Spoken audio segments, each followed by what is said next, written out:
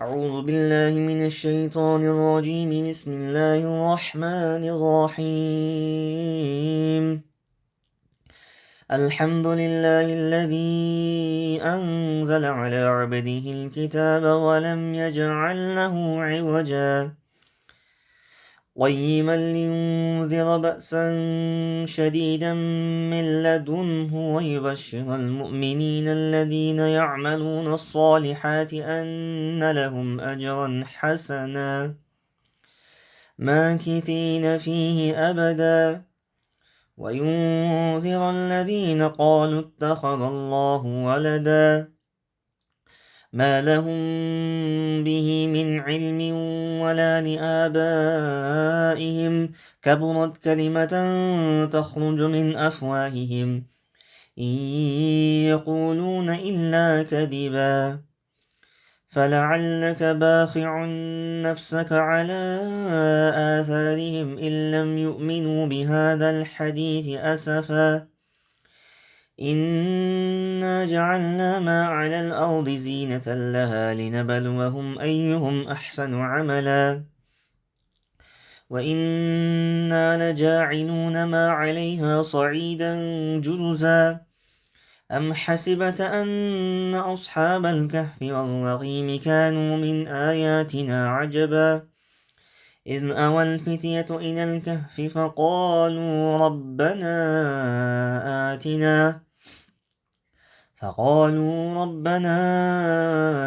آتنا من لدنك رحمة وهيئ لنا من أمرنا رشدا فضربنا على آذانهم في الكهف سنين عددا ثم بعثناهم لنعلم أي الحزبين أحصى لما لبثوا أمدا نحن نقص عليك نبأهم بالحق إنهم فتية آمنوا بربهم وزدناهم هدى وربطنا على قلوبهم إذ قاموا فقالوا ربنا رب السماوات والأرض لن ندعو من دونه إلها لقد قلنا إذا شططا هؤلاء قوم اتخذوا من دونه آلهة لولا يأتون عليهم بسلطان بين فمن أظلم ممن افترى على الله كذبا وإذ اعتزلتموهم وما يعبدون إلا الله فأووا إلى الكهف ينشر لكم ربكم من رحمته ويهيئ لكم من أمركم مرفقا وترى الشمس إذا طلعت تزاور عن كهفهم ذات اليمين وإذا غربت تقرضهم ذات الشمال وهم في فجوة منه ذلك من آيات الله من يهد الله فهو المهتد ومن يضلل فلن تجد له وليا مرشدا وترى الشمس إذا طلعت تزاور عن كهفهم ذات اليمين وإذا غربت تقرضهم ذات الشمال وهم في فجوة منه ذلك من آيات الله من يهد الله فهو المهتد ومن يضلل فلن تجد له وليا مرشدا وتحسبهم أيقاظا وهم نقود